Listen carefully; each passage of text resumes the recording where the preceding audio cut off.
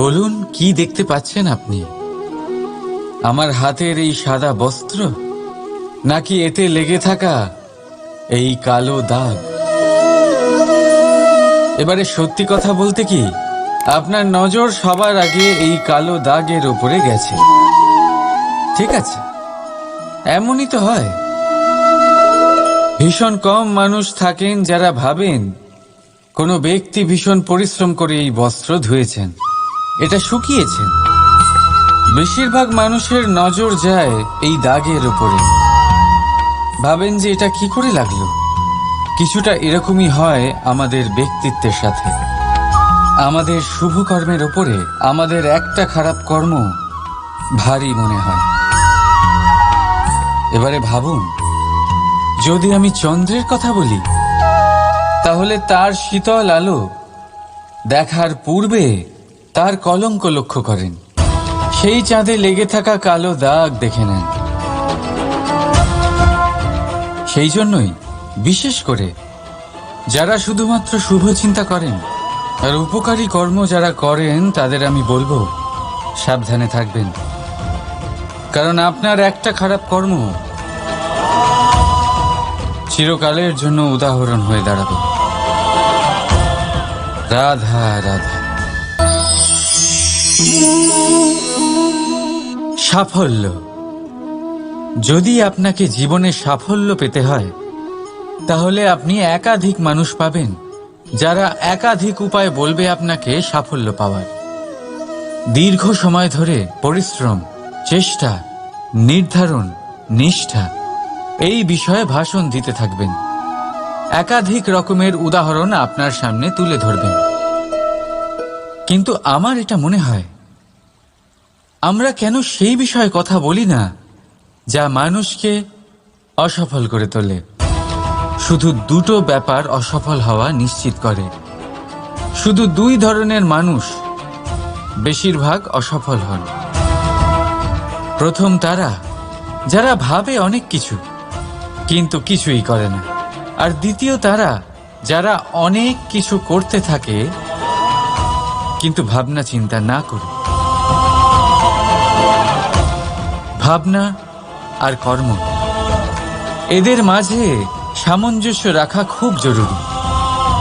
যদি এটা থাকে, তাহলে জীবনে কখনো অসফল হবেন না। রাধা রাধা।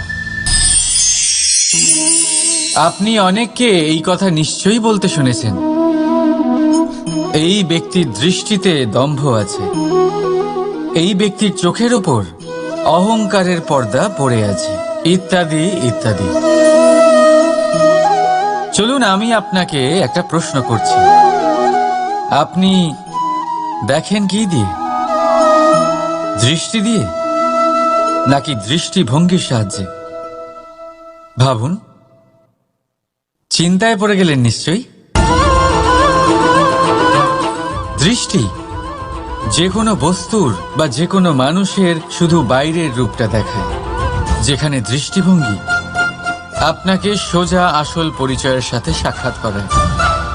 উদাহরণ হিসেবে চন্দ্র। চন্দ্র আমরা সবাই দেখেছি। বহু মানুষ আছেন যাদের চন্দ্র অত্যন্ত সুন্দর লাগে। আবার কিছু মানুষ এমনও আছেন যারা এই চন্দ্রের মধ্যেই দাগ খুঁজে বার করেন। এই হলো দৃষ্টিভঙ্গি।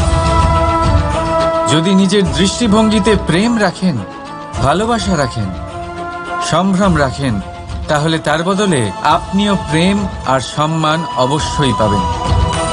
এবারে দেখুন, যে জল দিয়ে ঈশ্বরের মূর্তি ধোয়া হয় তাকে চরণামৃত বলা হয়। এটার কারণ দৃষ্টিভঙ্গি।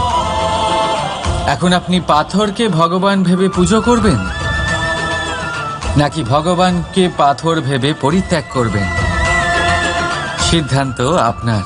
কিন্তু এই সিদ্ধান্ত নির্ভর করে আপনার দৃষ্টিভঙ্গির ওপর। তাই নিজের দৃষ্টিভঙ্গি শুভ রাখুন, নিজের দৃষ্টিভঙ্গিতে ভালোবাসা রাখুন, আর আনন্দে বলুন রাধা রাধা।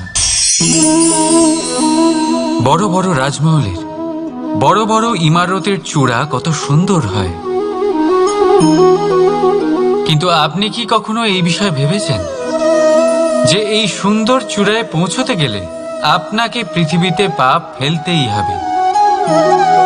সেই সুন্দর চূড়ায় পৌঁছে দীপ্তি পাওয়ার জন্য আপনাকে একটা কঠিন পথ অবলম্বন করতেই হবে। যদি আপনি কোনো কঠিন পথে না গিয়ে এই পৃথিবীর সাহায্য ছাড়াই শুধু উচ্চতার দিকে অগ্রসর হতে থাকেন, তাহলে সর্বদা অসফল হবেন।